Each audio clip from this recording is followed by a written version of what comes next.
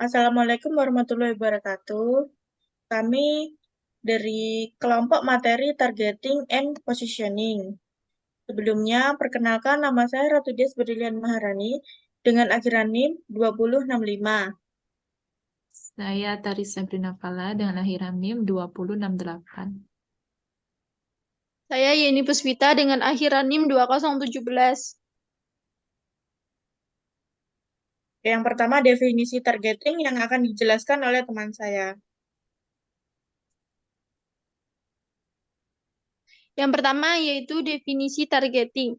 Menurut Philip Kotler, pasar sasaran atau biasa yang disebut dengan targeting adalah tindakan untuk mengevaluasi dan menseleksi satu atau lebih segmen pasar yang hendak dimasuki. Sedangkan menurut Lemher, bahwa pasar sasaran atau targeting sendiri itu adalah tindakan untuk menetapkan dan sekaligus menempatkan produk pada pasar yang dituju. Dan secara umum, targeting merupakan proses mengevaluasi setiap daya tarik segmen, kemudian memilih salah satu atau lebih karakteristik segmen untuk dilayani. Lalu ada tujuan menentukan target pasar. Yang pertama yaitu mengoptimalkan strategi bisnis, yaitu mengarahkan kegiatan pemasaran kepada kelompok konsumen dengan karakter konsumen tertentu. Oleh sebab itu, target pemasaran menjadi bagian penting dalam mengukur, meningkatkan, dan menentukan potensi keberhasilan dalam membangun sebuah bisnis. Lalu yang kedua ada memudahkan proses distribusi produk. Yaitu contohnya itu ketika kamu menemukan bahwa pekerja yang tinggal di kota-kota besar merupakan segmentasi pasar yang paling potensial untuk melakukan pembelian. Dengan penemuan data tersebut, perusahaan tidak akan membuang-buang sumber dayanya untuk mendistribusikan produk ke lokasi yang kurang strategis. Lalu yang ketiga ada membuat kampanye yang lebih personalis, yaitu dengan menyampaikan pesan yang relevan bagi mereka, baik dari segi esensi pesan, cara menyampaikan, channel yang digunakan, hingga siapa yang menyampaikannya.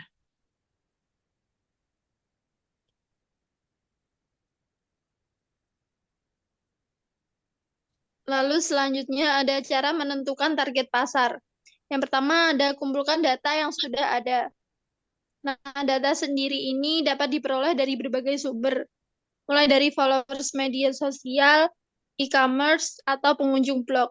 Mereka adalah orang-orang yang mau berinteraksi dengan brand dan telah memiliki ketertarikan lebih pada brand tersebut.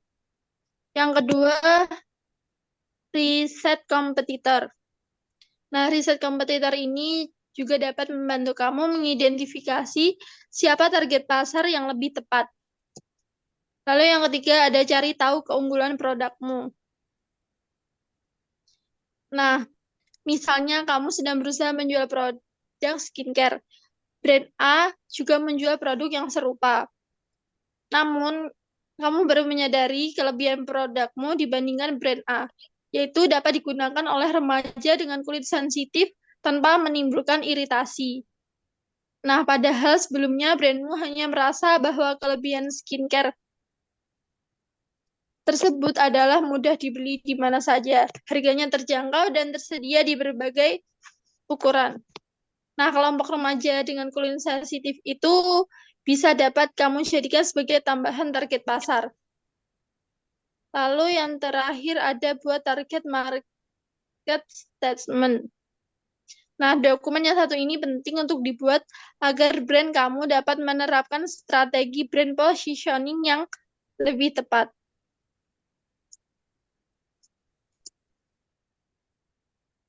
Lalu contoh penentuan target pasar ada 4, yaitu berdasarkan demografis, berdasarkan psikografis, berdasarkan geografis, dan juga berdasarkan aspek psikologis dan perilaku konsumen. Yang pertama tadi yaitu berdasarkan demografis, seperti produk susu formula bayi yang ditujukan untuk bayi yang berusia 0 sampai 6 bulan.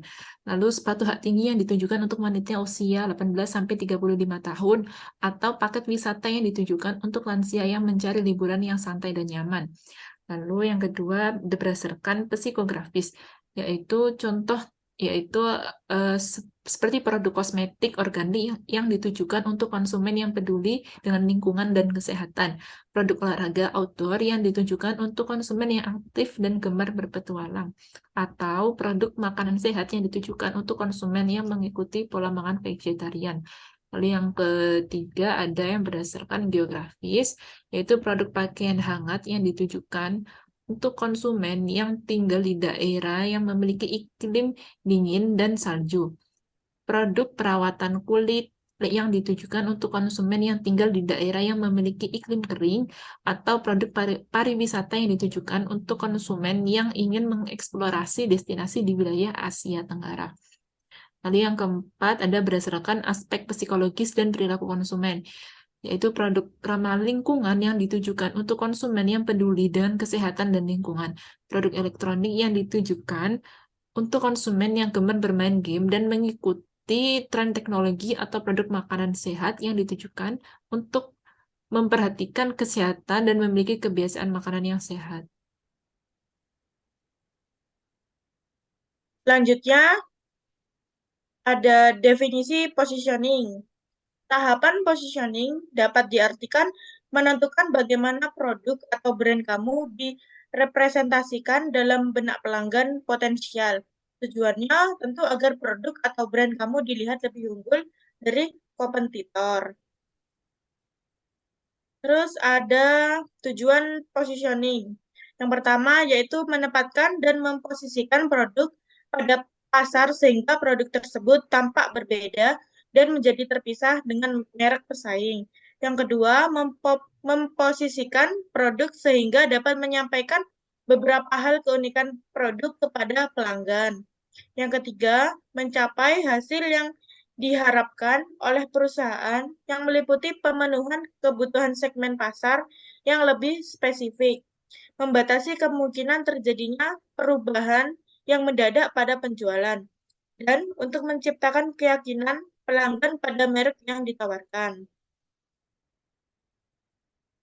Selanjutnya ada menentukan strategi positioning, yaitu ada 8.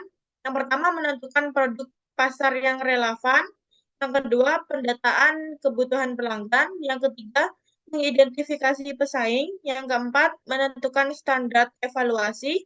Yang kelima, membuat perceptual map.